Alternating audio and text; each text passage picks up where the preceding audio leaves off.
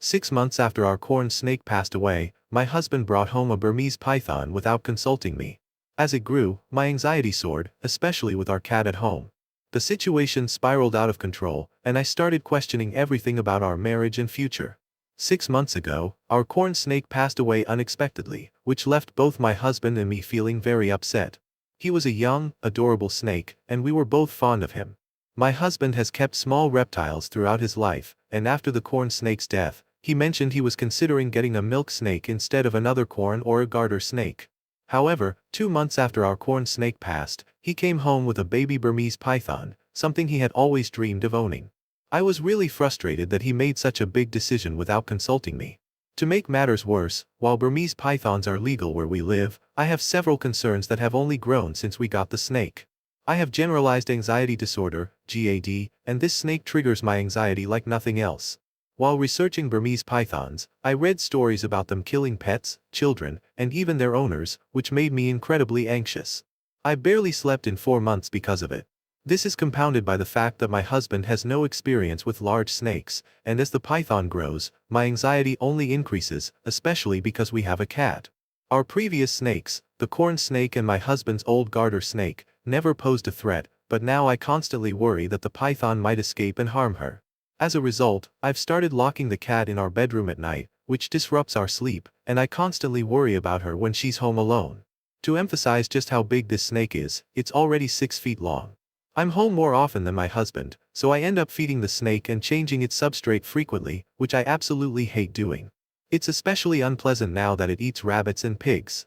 I feel that since my husband got the snake without consulting me, caring for it should be his responsibility, but I can't just let it go hungry or live in filthy conditions out of pride. I don't think we can give this snake the kind of quality life it deserves. It's already outgrowing its third tank, and my husband wants to build it a larger enclosure, but we just don't have the space. Its food is expensive, and it's eating into our savings. I can't downgrade its care just because my husband wanted a Burmese python as a kid. The snake doesn't deserve to live in inadequate conditions, and at the rate it's growing, it might cost us more than we can afford. I don't want children while we have a python. These snakes can live for up to 20 years, and I don't want to put my dreams of having children on hold because of this snake. For all these reasons, but especially because I'm concerned for our cat and the snake's quality of life, I think we should rehome it, preferably to a wildlife sanctuary. I've tried bringing these concerns up with my husband gently, expressing my anxiety, my worries about our cat, and how unsustainable the situation is, but he just tells me to get over it, accuses me of not caring about his happiness, and says I'm being prejudiced against animals that aren't cute and cuddly. None of this is true. I actually liked his smaller snakes a lot. How can I have a productive conversation with him about this? He's already very attached to the snake, and I think that's clouding his judgment. Edit, I messed up the title, my husband is male. Edit 2, for the snake people, I now realize our husbandry is probably incorrect, which only proves my point more. Also, I've been told that the snake probably wasn't a baby when we got it, considering its size now, so take that into account. I'm not very knowledgeable about snakes. Relevant comments/additional info. OOP on her husband's responses to her concerns. Here's how he responded. Regarding my worry about the python escaping and potentially harming the cat, future kids, or us, I won't let it get out. You need to go on new anxiety medication. This is despite the fact that both the corn and garter snakes have escaped from their tanks in the past. He said, well, what are you going to do? Let it starve just because you don't like it? That's cruel. He insists that we have enough space for the enclosure and that we'll somehow find the money to keep buying the snake food. He also thinks I'm being ridiculous for not wanting kids while we have a python, saying that everything will be fine. I don't find any of his responses convincing because they're just dismissive answers like, no, that won't happen, without any real explanation of why that's the case. Update. First off, I want to thank everyone for the overwhelming support, especially from the reptile enthusiasts who happen to be browsing this sub. You all are amazing. Now, for the news everyone wants to hear, the snake is gone, and my cat is safe. Here's how it all unfolded. On Thursday night, while I was responding to comments on my post, several people suggested I reach out to my husband's friend, who owns Burmese pythons, is an experienced reptile keeper, and could offer valuable help. I had been too overwhelmed and anxious to think of that myself. So, I messaged him on Facebook that night and explained the situation. He was shocked by how bad things had gotten. Apparently, he'd already tried to warn my husband that jumping from small snakes to a Burmese python was like assuming owning house cats qualifies you to own a tiger, But my husband didn't listen. This friend of his has been busy attending reptile shows, he even breeds venomous cobras. He's kind of a badass, so he'd only seen the snake once when we first got it and was immediately disturbed when I mentioned the overfeeding, my husband's plan to feed it live prey, and the fact that the snake was roaming freely and being left alone. He said he'd come over the next day, Friday, to talk to my husband and help us rehome the snake. I couldn't take another day in the house like that, and neither could my cat, so I moved out to my mom's place on Friday morning while my husband was at work. It was a bit sneaky, but I knew if I tried to leave while he was home, he'd try to convince me to stay. I did call him on his lunch break to let him know I was gone until the snake was gone. He was upset and accused me of being petty, letting a snake ruin our marriage. I didn't have anything productive to say to that, so I told him I'd talk to him later. Well, my husband's friend was so appalled by the snake's condition that when he showed up at the house after my husband got home from work, he gave him a severe talking to. He told him plainly that, after seeing the situation firsthand, there was no way the snake could stay with us. Being scolded really impacted my husband, and when he drove over to my mom's to talk to me, he looked defeated. He broke down and apologized, telling me that he loved me and was sorry for all the turmoil he'd put me through. He admitted that it took being yelled at by an expert for him to finally understand the gravity of the situation and realize that the snake couldn't stay with us. At that moment, I knew that his sorrow was mostly about losing the snake, not because he fully grasped the issue, but it was cathartic to hear. His friend contacted a herpetology society he works with regularly and then, a member of that society whose specialty is rehabilitating snakes that irresponsible pet owners get and then mistreat on his ranch. So Snake went yesterday to this guy's ranch, where he'll be fed the right food, and go on a diet, apparently, and live in a space big enough for him. My husband and I have talked a lot about this and he acknowledged that his fervent desire to fulfill his childhood dream made him careless and selfish, that he wasn't trying to be malicious towards me, but he just wanted the snake so badly he'd do and say anything to keep it. It still seems like, though, that he hasn't learned, which I'm not expecting this early but is still a mite disappointing. He talked yesterday about getting a ball python and I put my foot down. I don't think we should get another snake for a long time. On Sunday, I sat him down and asked him to be honest about how he got the python, because the story of walking into a pet shop for a milk snake and somehow finding a Burmese was starting to seem less believable the more I thought about it. He admitted that he had arranged to buy it from a breeder online while telling me he wanted a smaller snake, meaning he had been lying to me. The breeder was located in a different state, so my husband also broke the law by meeting up with him to get the snake, since transporting Burmese pythons across state lines is prohibited under the Lacey Act. I'm really angry about this, I'm upset about his lies, and I'm frustrated that he ignored my concerns for months. He admitted that he lied because he knew I would say no, which shows a level of immaturity that honestly disgusts me. I'm also upset about the legal violation and the fact that he only listened to me when someone else echoed my concerns. Apparently, he's been going through a quarter-life crisis that he hadn't told me about, feeling like he should have achieved more by the time he's 26, he never went to college. I feel sympathy for him regarding that, but it doesn't excuse how poorly he's treated me. I moved back home with our cat last night, but right now, our marriage is in serious trouble because of the lies and the lack of respect he's shown me. I made vows to stand by him, and I take that seriously. We're going to counseling, and I hope it will help him understand the depth of what he did wrong, rather than just responding to the fact that he's in trouble. I hope this strengthens us, but if not, I'll have to think about my options. P.S. Some people in the other post claimed we were feeding the snake guinea pigs and that I was lying to make the snake seem worse than it was. I admit I wasn't fully truthful, but not in the way people think. We were actually feeding it dead piglets. My husband's cousin owns a working ranch with pigs, and my husband was buying them from him at a high price. I didn't want to mention it because I feared people would focus on the snake eating baby animals and start criticizing me, rather than offering advice. Update. Hi, I'm back. The snake is still gone, but I'm coming back here out of a sense of desperation. A lot of people messaged me asking how I've been doing, so I thought I'd update. On the surface, therapy is going well.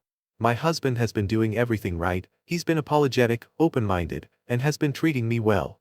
At home, I can tell he's making an effort to listen to my opinions and put our therapist's suggestions into practice. I feel horrible saying this, but I don't think it's enough. Over the past few weeks, I've had to face the reality that something has shifted in how I see my husband. After a lot of soul-searching, I realized what it is. I've lost respect for his intelligence. And that is something very important to me, and now it's just gone. I don't know how it can come back without a complete personality change. It's even affected my physical attraction to him. I used to have a high libido, and before all of this, we were intimate 4 to 5 times a week. Now, since everything happened, we've only been intimate 3 times. To be fair, while the snake was still here, we were down to 2 to 3 times a week, but that was still more frequent than it is now. Even with all the changes he's making, he's still the same person, and I don't think I can like who he is now. He's still his goofy, absent-minded self who needs me to balance the checkbook and pack his lunch. I can't respect that anymore, and I don't want to be his mom or a nagging wife. I used to love taking care of him, patching him up, and helping him with his problems. I always saw it as an expression of love, but now I'm just tired of it. He can tell something's wrong. He's frustrated by my lack of forgiveness and my drop in sex drive, even though he's doing everything right. But his inability to understand my feelings only makes things worse. The other day, I realized that I still love him as a friend. I've known him since I was 9, but not as a husband anymore. That breaks my heart. I can't believe I'm even considering divorce after less than a year of marriage. I feel like a failure. I haven't brought this up in therapy yet, because these feelings are still new. But I don't know how to begin the conversation, because I know that saying this out loud will likely mean the end of my marriage. I've talked to my mom and friends about it, and they all tell me to wait longer, to stick it out because I made vows. But I feel like I've discovered something fundamental about my husband that I wish I hadn't, and now everything feels different. Update. Basically, my ex-husband came home with a Burmese python after telling me he wanted a milk snake. I was terrified of it and anxious, but he dismissed my concerns. I ended up sending the snake to a reptile ranch, but that experience completely shattered my trust in him, especially since he had lied to me. It also made me realize that he was relying on me for everything, almost like a second mother, and I hated that. I really tried to work through my feelings, as I mentioned in my second update, but after 3 months, we decided to separate. I know some people might judge me for what happened next, and honestly, I judge myself too. After being separated for about 6 months, we ended up having sex. My grandma had just passed away, and I was devastated. He came to the funeral to support me since he had known her for a long time and loved her too. We went back to my place after the family lunch, and things ended up getting physical. Neither of us wanted kids at that point, but my IUD had slipped into my cervix, and I ended up getting pregnant. Neither of us was sure about having a child, but we decided to give our relationship another shot. I had always wanted to be a mom, and I didn't want to abort. We found out early in the pregnancy that it was actually a molar pregnancy, meaning I was carrying a tumor instead of a fetus. I had the tumor removed, but I was one of the lucky few who developed cancer from a molar pregnancy. Fortunately, the cancer was caught early, at stage 2, and responded well to chemotherapy. I've been cancer-free since 2016. However, my ex's behavior while I was undergoing chemo, we stayed together after the pregnancy loss, pushed me to finally ask for a divorce. He couldn't or wouldn't help around the house, and I just couldn't take it anymore. I realized I couldn't rely on him for anything, not even during my cancer treatment. A week after I was told I was cancer-free, I told him I was moving out and wanted a divorce. I lived with my mom for a year while the divorce was finalized, then decided to start fresh in a new city. I also decided to pursue a dream I had been thinking about for a while and went back to college to get my BSN in 2017. I graduated in 2019 through an accelerated program for people who already have a degree, and now I work as a neonatal nurse. It can be really tough and draining, but there's nothing more rewarding than watching tiny, sick babies grow and thrive. It's honestly been the best decision, and I feel like I've found my true calling. I also met a guy in my class when I went back to school. We were just friends for 2 years, because I didn't feel ready to date, and then in 2019 we started dating. That guy is now my husband. We got married in 2022. My current husband is the most amazing man and partner I could have ever asked for. I can fully lean on him, and him on me. And I don't have to ask him to please pick his socks up off of the floor. He even does most of the cooking because I hate cooking. Due to my cancer treatment, I went into premature ovarian failure, so we are going to start IVF in the new year with eggs I had frozen before my chemo began. We also want to adopt and or foster at some point and have been looking into that as well. I know for sure my husband is going to be a wonderful support for me and an amazing father. At the time of my divorce I had no confidence my ex would be either of those things. I don't want to just bash my ex, though. He's doing much better since we divorced. A month after I left for good, he attempted suicide and was placed on a 72-hour hold at the hospital. He took their advice to see a psychiatrist seriously, and was diagnosed with ADHD, which explains so much about how he acted when we were together. Not long after, he was also diagnosed with autism. I don't keep in touch with him because it's too painful for both of us, but my mom is still close to his mom and has kept me updated. He's been on medication that's really helped his ADHD, and he was able to attend trade school. He now has a much better job and is in a stable relationship. I genuinely wish him all the best. Looking back on my old posts, all I can do is shake my head. I was tolerating things I would never tolerate now. I thought I was so mature at 24 and married, but clearly, I still had a lot of growing to do. Part of me feels sad for my ex, too, because he struggled for so long, and I dismissed him as unhelpful. But even though he had medical reasons for being inconsiderate, I had to prioritize what was best for me, and I had reached my breaking point. Given his success now, I think we're both better off apart. Oh, and I still talk to his friend, the cobra breeder, from time to time. Bucatini the Burmese python is doing well in his new home. TLDR, I left after my ex was no help when I was pregnant and had cancer. We're both doing great now, and splitting up was the best thing for both of us.